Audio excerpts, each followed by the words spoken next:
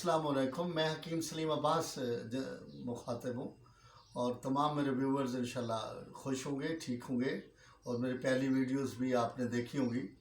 तो मैं आज जो आपको बताने जा रहा हूँ शुगर के मुतालिक, शुगर वाले पेशेंट जो है वो कैसी ग़िज़ा इस्तेमाल करें, ख़ास तौर पर वो जो रोटी है उनकी कैसी होनी चाहिए। और रोटी के मुतालिक ये है कि जिनकी ऐसी रोटी हो जिसमें ग्लूकोज़ कम से कम हो, क्योंकि आपको पता होना चाहिए कि जितनी भी कार्बोहाइड्रेट्स हैं, चावल हो गए, गंदम हो गई, ये जो चीज़ें उनमें ग्लूकोज़ ज़्यादा होता है तो बाद में ग्लूकोज़ में कन्वर्ट हो जाती है। तो क्यों ना कि ऐसे आटे की तरकीब में आपको बताऊँ जिससे ग्लूकोज़ कम से कम हो और आपके जो शुगर लेवल है वो भी डाउन रहे और स्टेबल रहे। तो मैंने आज सोचा कि अपने दोस्तों के लिए एक ऐसी रोटी की तरकीब बताऊँ आपको, ऐसा आटे मिला के जिससे आपको फ़ायदा ही फ़ायदा हो।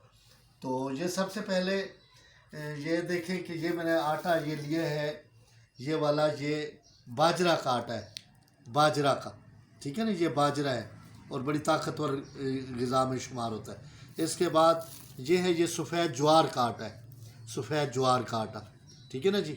ये है दाल चना का आटा जिसे बेसन हम कहते हैं, ठीक है ना जी, ये बेसन।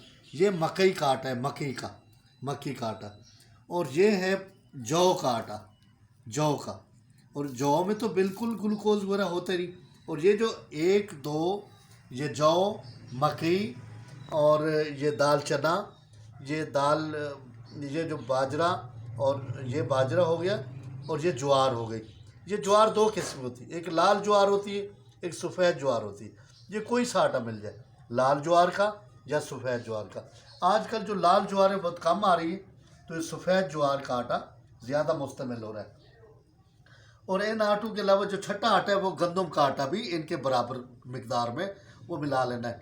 मिसाल 1-1 किलो ये आटा ले लो और ये हर चीज़ का 1-1 किलो, और 1 किलो गंदम का आटा, ये 6 आटे हो गए।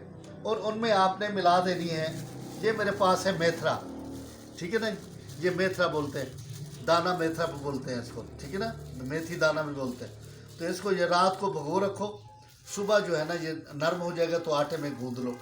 और ये कलवंजी भी, तो जो आटा आपने गूंदना हो उसमें थोड़ी चुटकी, 1-2 चुटकी इस कलवंजी की डाल लो और 1-2 चुटकी आपने मेथरे की डाल लेनी है। और वैसे उसको बेहतर करने के लिए उसमें जो सब्ज़ मेथी होती है वो भी आप इस्तेमाल कर सकते हो।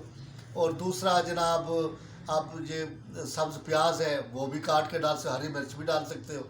और ये चीज़ें, नमक कम इस्तेमाल करना है। तो ये मिला के जब आटा जब गूंद जाए तो फिर इसमें 1-2 रोटी आप बना लें। बाकी अच्छा, तो आप समझ गए होंगे ये आटों के मुतल्लिक़। दोबारा मैं आपको बता रहा हूँ, ये आटा देखें, ये आटा ये जो बाजरा का आटा है, ठीक है।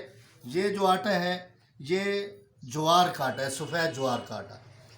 ये दाल चना का आटा है, ये मकई का आटा है, ये जौ का आटा है। और एक और जो गंदम का आटा भी आप साथ मिला लें। और उसके साथ ये आपको बताया मेथी दाना, ये 1 चुटकी ये, और 1 चुटकी ये कलवंजी, ये भी साथ मिला लें। और इसको बेहतर करना हो तो इस आटे में आप थोड़ी सी चॉप्ड हरी मिर्चें और सब्ज़ धनिया और सब्ज़ प्याज काट के वो भी इस आटे में मिला सकते हो। तो ये आटा आपने इस्तेमाल करेंगे, इंशाल्लाह आप मुझे दुआ भी देंगे और जो आपका शुगर है वो भी कंट्रोल में रहेगा और आप सेहतमंद रहेंगे। और कभी शुगर अप नहीं होगी, स्टेबल हो जाएगी। और आप लगातार अगर रूटीन में आप बनाते हैं, सुबह शाम रोटी यही इस्तेमाल करते हैं, तो एक वक्त ऐसा आएगा आप देखेंगे कि शुगर आपको है ही नहीं, नॉर्मल हो जाएंगे। और वैसे जो दूसरी ग़िज़ा हैं वो आप जो इस्तेमाल करते हैं उसके मुताबिक वो जो शुगर जिसमें ज़्यादा ना हो वो ना इस्तेमाल करें। और आप जो इलाज कर रहे हैं वो भी थोड़ा जारी रखें। और दोस्तों, अगर ये मेरी वीडियो आपको पसंद आई है, जो आपने देखी है, जो इलाज बिल ग़िज़ा के मुतालिक है, शुगर के पेशेंट के लिए है, तो इस वीडियो को लाइक और शेयर करें।